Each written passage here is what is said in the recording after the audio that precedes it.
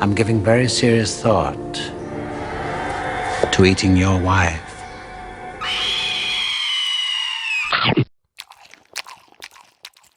Welcome to Hamburgers and Horror, the home of meat, monsters, and man-eating boars. I'm Noah Hook, and today we're looking at Hannibal. 10 years after the death of Jamie Gumb and the escape of Hannibal Lecter, Clarice Starling finds herself in a tight position after a drug raid gone wrong. She's forced to look back at the Lecter case when one of his mutilated victims comes across some new evidence, but he seems to have a dark agenda of his own. Eventually, things come to head in dramatic fashion as Hannibal proves age hasn't quenched his hunger for human flesh.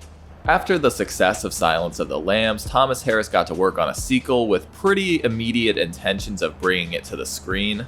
The De Laurentiis group, who actually owned the rights to Lecter, had let Orion Pictures produce the Silence of the Lambs for free, so they were eager to actually get in on some of that Hannibal Lecter money. Harris completed the novel in 1999, and they bought the script for a record $10 million. Word quickly spread that Foster, Hopkins, and Jonathan Demme would return, and the novel sold millions of copies in its first week. Unfortunately, once the novel was released, Jonathan Demme and screenwriter Ted Talley both declined to return. We'll see why once I get into the breakdown, but let's just say they were unhappy with some of the ways Harris took the story.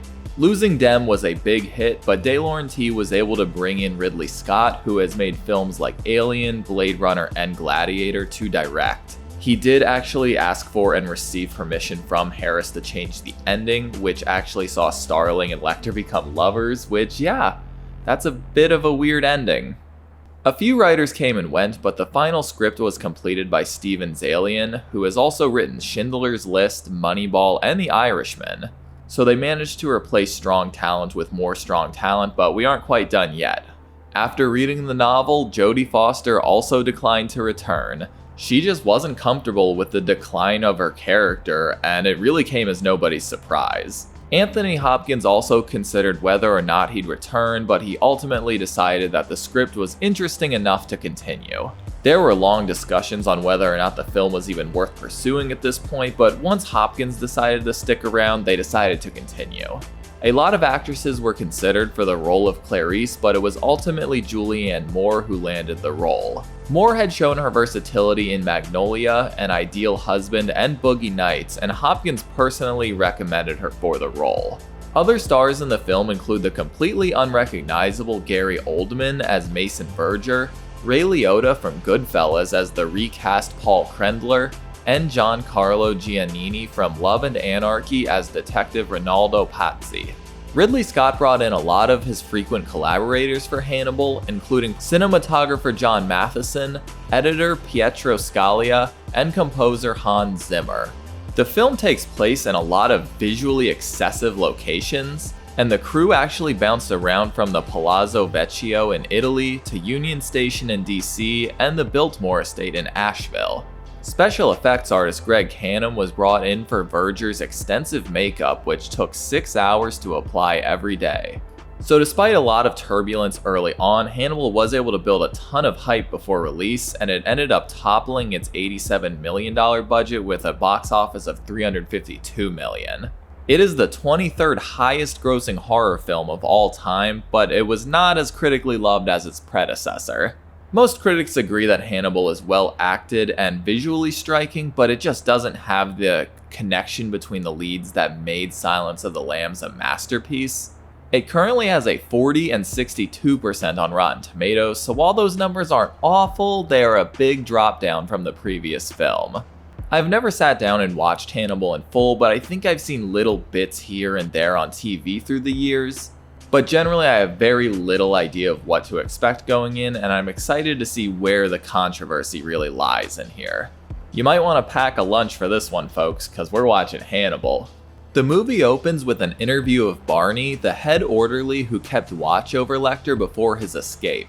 A disfigured, wheelchair-bound man named Mason Verger wants to know what it was about Clarice Starling that interested Lecter so much. Barney shares that he found her charming and says the two were more or less fond of each other. Then Barney whips out a piece of Lecter paraphernalia he's hoping to sell for $250,000 and Verger has his butler Cordell cut a fat check for the iconic mask. After a strange opening credits sequence featuring security cam footage of crowds and pigeons, we join the new Special Agent Starling in DC, where she is still putting punk-ass cops in their place. The FBI, DEA, ATF, and the DC police have all convened to arrest a known drug dealer named Evelda, who is running a meth lab behind a seafood market. They move in but decide there are too many civilians and armed henchmen at the moment, but stupid little Officer Bolton refuses to back down. He pulls his gun and starts a firefight, which causes absolute chaos. The car Evelda is in eventually crashes, and Starling shoots a gunman, and Evelda exits the vehicle when she recognizes Starling. She whips out a MAC-10 and starts firing, but Clarice manages to take her down without hitting the baby shield. We learn this incident took the lives of 5 people altogether, and Clarice has been blamed for the bloodshed. Verger watches this headline as well and has Cordell call up the Justice Department. A big meeting takes place involving a bunch of law enforcement higher-ups to discuss the headlines, including Paul Krendler from the Justice Department. Clarice expresses regret over the violence that took place, but points out that her commands being ignored is what caused the gunfight. A bit later, Krendler and Agent Pearsall share that Mason Verger, who we now learn survived a brutal attack by Lecter, has some important info that he'll only share with Starling. Verger is very wealthy and uses his funds to make friends in high places, so they'd prefer sending her to meet him rather than seize whatever info he has. Starling feels betrayed over becoming the fall guy for the shooting, but Krendler says revisiting the Lecter case may be the one way to save her public persona. She travels to Verger's gigantic estate and is greeted by Cordell, and they head inside the dimly lit mansion to Verger's bedside. She gets a good look at Verger while miking him up, and he describes Lecter's attack as his own salvation. He is a child molester that took advantage of children at his father's Christian summer camp, and he was forced to meet Dr. Lecter as part of his sentencing.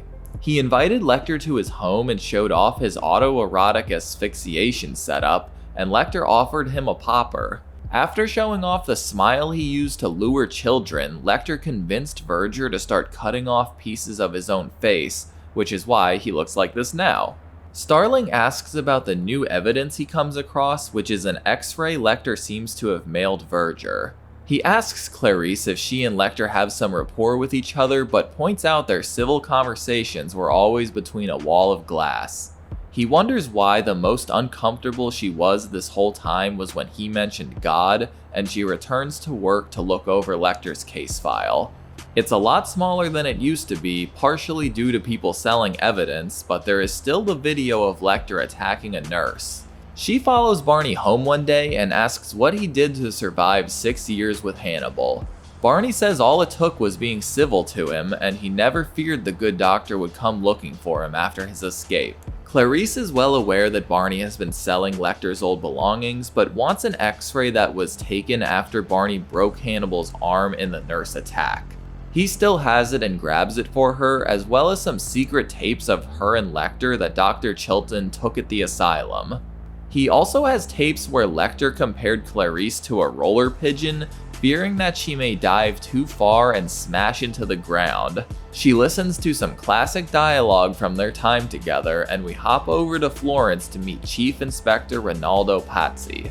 He unknowingly meets with Lecter, going by Dr. Fell, to ask him some questions about the missing librarian he has replaced. He asks the doctor to keep an eye out for any potential suicide notes, and Hannibal shares what inventory they have of the missing man's belongings. Clarice is going through evidence and hate mail when she suddenly receives a letter from her bestie. Lecter acknowledges her recent fall from grace and wonders if her daddy would be disappointed in her. He asks if she fears her entire family being remembered as poor white trash, and he's noticed that he is back on the FBI's 10 most wanted list.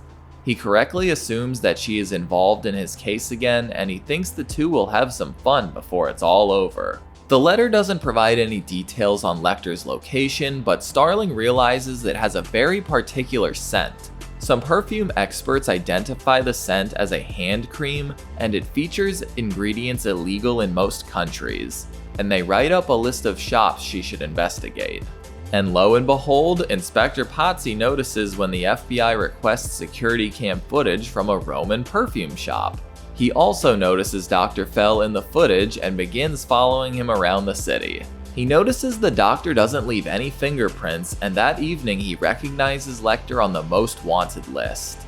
After some internet sleuthing, Pazzi learns that there is a $3 million bounty on Hannibal, and I wonder who could be responsible for that. Clarice has determined that Lecter thinks of his killings as a sort of public service, as he usually eats the rude and untalented. Turns out his victim Benjamin Raspail was a crappy flautist, so Lecter fed his sweetbreads to the board of the Baltimore Philharmonic Orchestra, where he performed at. Krendler proves to be a raging homophobe and a cheater, as we learn that he once made a pass at Clarice and she rejected the married man. Clarice never received the security tape, because Pazzi took it, but Agent Bonetti plans to send her another copy. Pazzi calls up Cordell at a payphone and they give him the contact info for an attorney he should reach out to. He calls up the attorney, who immediately informs Pazzi that in order to receive a $100,000 advance, they will need a fingerprint from Hannibal. Pazzi heads over to the library to pick up the inventory cases, and Hannibal shares his knowledge of the messy Pazzi family history. Apparently his ancestor was hanged for killing Medici, and Dr. Fell suggests the agent's peers resent him for it. Fell offers to help carry the cases, but only after slipping on some gloves. Pazzi buys a metallic bracelet and hires a pickpocket named Nyoko to get Lecter's prints on it. Nyoko follows Lecter, who is clearly onto him, and the killer leads him into a crowd. He sneaks up on the pickpocket and seemingly kicks him in the balls, but Nyoko is proud to say he got the prints. He didn't kick Nyoko's balls though. Lecter severed his femoral artery, which is one of my greatest fears in life. Nyoko quickly bleeds out and Pazzi sends the bracelet to Verger. The print is positively ID'd as Lecter, and Verger calls up his friend Carlo in Sardinia. What is Verger buying, you may ask? The answer is man-eating pigs. Man-eating pigs. Pazzi meets with Verger's attorney, who explains that the full $3 million will be given after Lecter is seized. They'd prefer if Pazzi simply pointed them towards Lecter, but he'd like to be involved in the capture. Aw snap, both of the boys are at the opera. Lecter greets the Pazzis after the show, and he woos Mrs. Pazzi with his opera knowledge. Meanwhile, Clarice notices a certain Italian has been looking at Lecter's profile a lot, and she finally spots Hannibal in the security footage. She requests to speak with Pazzi, who denies having any knowledge of Lecter, but Clarice knows he's been peeping Hannibal on his home computer. She advises against trying to capture Hannibal alone, but Pazzi is having none of that and apparently leaves his gun behind. Pazzi meets with Carlo to start their Lecter hunt, and the doctor gives a presentation at the library. The presentation involves the hanging and disembowelment of Judas, which dumbass Pazzi can't tell is foreshadowing. He invites Lecter for a drink, informing Carlo that they'll be out shortly, but looks like Dr. Fell has a plan of his own. He flips to a slide depicting Pazzi's dead ancestor, and after threatening to eat his wife, Hannibal knocks him out with chloroform. He's created a noose out of an extension cord and bargains his wife's life for information, and Pazzi confirms Verger is after him and his men are outside. Hannibal answers his phone, expecting Verger, but is delighted to hear Clarice's voice. Sadly, he can't chat for long, and he pushes Pazzi out to a balcony, disembowels him, and finally hangs him. Carlo and Fabrizio head inside, but Lecter quickly gets the jump on him and slashes his throat. Clarice watches footage of Pazzi's murder, and Verger wonders if Lecter is waving goodbye or hello. He even dons Lecter's mask as he and Cordell discuss Hannibal's motive, which he believes is the degradation and suffering of others. He believes Lecter feeds off distress, so he plans on attracting him by putting Clarice in distress. He calls up Krendler with a fake note from Lecter and a plan to get Starling suspended, and he's happy to help for $500,000. Krendler plants and finds the note in Clarice's basement, arguing that she never turned it in because it's a love letter. Starling is put on leave until the writing is compared to Lecter's, and she turns over her weapons and ID. She also shares that Verger is trying to capture Lecter to torture him, and she believes Krendler is in collusion with him. She has no evidence to back it up though, and Krendler enjoys his newly found limelight. He also enjoys a bike ride, which Lecter uses to sneak in and steal Krendler's Verizon bill. Then he shops for kitchenware, robs a morgue, and sets up something in Krendler's remote summer home. Clarice arrives home and does some spring cleaning and falls asleep completely unaware that Hannibal is also in her home. She wakes up to see he left her a clue though, and he calls her up for a chat. He expects that she'll be bringing a gun, and he tells her to hop in the car. He pulls out in a van behind her as he explains that he wants to watch her while they talk. They'd both rather talk about each other rather than themselves, and he tells her to park at Union Station. Hannibal talks to Clarice about her constant shaming within the FBI, and turns out Lecter wasn't the one following her. He goes on to say she is the only one who cares about their oath to protect, and her peers hate her for it. She warns him that Verger is after him, but Lecter is already well aware. He asks what she will do if she loses her precious job, and she finally notices that Verger's men are trailing her. Lecter asks if she is capable enough to arrest him and them without bloodshed, and he sneaks a hair caress on the merry-go-round.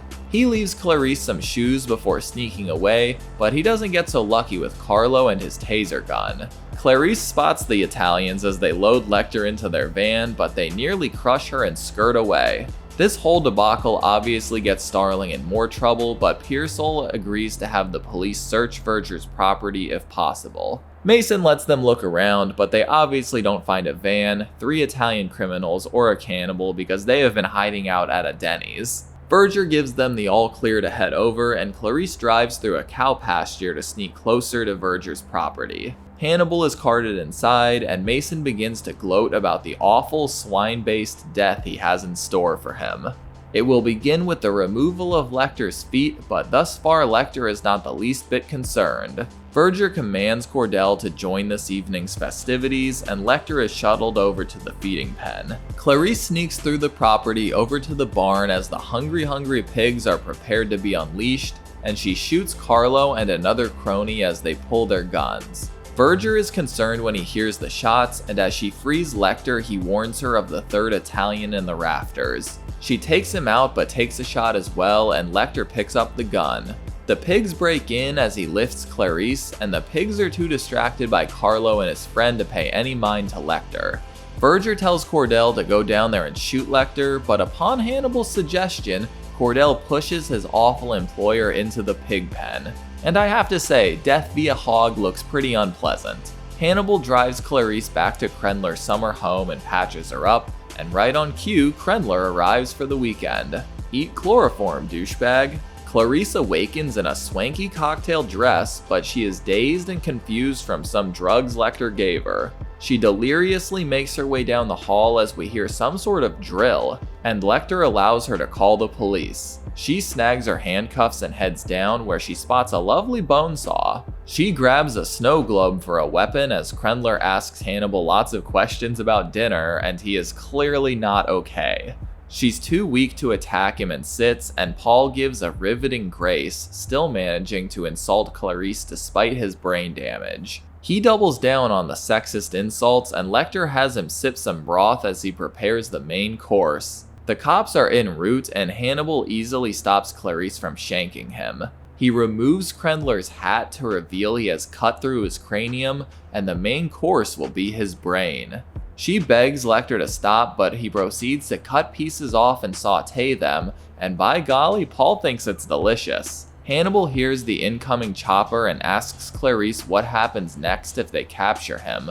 Will the people that hate her so much take her back? Will they even give her a medal? He tells her that the only person she needs approval from is herself, and he wheels Krendler away. She grabs a candlestick and attacks Lecter, but she cannot overpower him, and he traps her ponytail in the fridge. He asks if she would ever plead for mercy based on his love for her, but she assures him she would not. He gives her a kiss goodbye, only to hear the click of a handcuff around his wrist. She doesn't have the key, so Lecter grabs a cleaver and sheds a tear before chopping.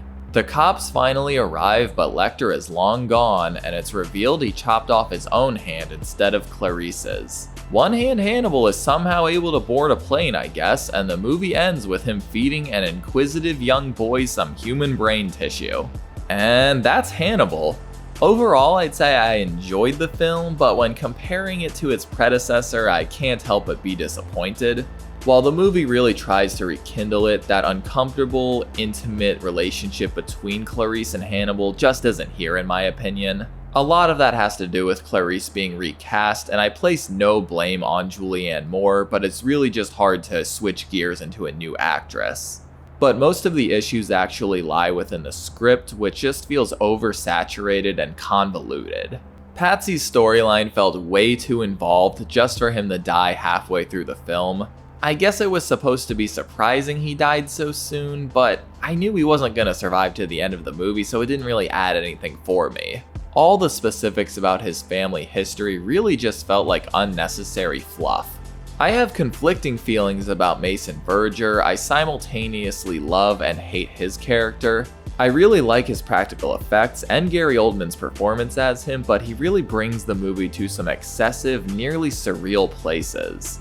Why were there man-eating pigs? Was that really the best way his arc could have ended? I'm not so sure.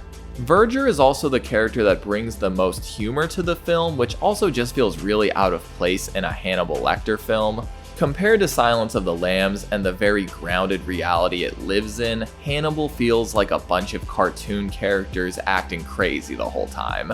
Some of the dialogue is absolutely ridiculous, and while it makes the movie entertaining, it never helps the movie build the dread that Silence of the Lambs had.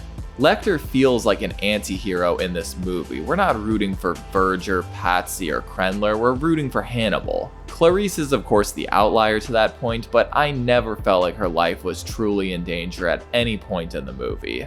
Now that I think about it, Hannibal kind of feels like a James Bond movie. We've got the over-the-top villains, extravagant locations like Florence and the Biltmore estate, and really run-of-the-mill action sequences. There are some sequences that stand out, like Clarice and Hannibal's phone call hide and seek, and I do think the more conversational sequences are the best of the film. And it is fun to see what Hannibal is like when he's out and about. I almost wish Pazzi wasn't a character at all so we could just watch Hannibal in his little insane world for a bit, as opposed to him having this very clear objective. Hannibal Lecter is at his scariest when his motive is unknown, and having people literally hunt him really takes that ambiguity of what he'll do next away. All of the actors do a good job with the material they're given, and Hopkins definitely shines here. I feel like Krendler's personality was too on the nose, but Liotta did a great job being an absolute dick, as well as pretending he was lobotomized. While the sets are extravagant, I wasn't really a fan of the bleak color toning the movie had. It wasn't harsh enough to build up the dread or anything, it kind of just made the movie look dull. I feel like I'm being pretty negative for this review, so I just want to say that Hannibal is generally a well-made film. The acting is solid, the cinematography is striking, and the story is unarguably unique. When comparing Hannibal to other horror sequels, it would probably stand out as a better option, but when comparing it to The Silence of the Lambs, it just doesn't have what made that movie so special. Lambs was really subtle with its violence and messaging, whereas Hannibal really shoves those things down your throat. It seems a lot of the issues came from the novel they were adapting, so it's hard to fault Scott and Zalian, but it's just disappointing that a movie with this much talent was this disappointing. It's definitely not one of Ridley Scott's better pictures, and it's definitely not one of Anthony Hopkins' best performances. It's really not a best of for anybody. But overall, Hannibal is an interesting sequel that expands the relationship between Hannibal and Clarice, and it really does create its own world. There is a lot going on all of the time, so it isn't a movie you'll be bored watching. I'm honestly still digesting how I feel about it, so I will absolutely rewatch Hannibal before I rank the franchise. Well, that's about it. It only took a year for Hannibal to receive a follow-up, but first I have to check out a patron request. Go plug in your landlines, folks, because in 2 weeks we'll be checking out 976 Evil. Thank you all for joining me, and an extra thank you to my patrons. As always, I'm Noah Hook, and thanks for watching Hamburgers and Horror. Stay safe out there. Thanks for watching my review of Hannibal. If you enjoyed this video, be sure to like and subscribe so you can keep up with all my horror reviews. And if you want to help support the channel further, you should check out my Patreon account. You'll be able to vote for future movies and franchises I cover on the channel. Thanks, y'all.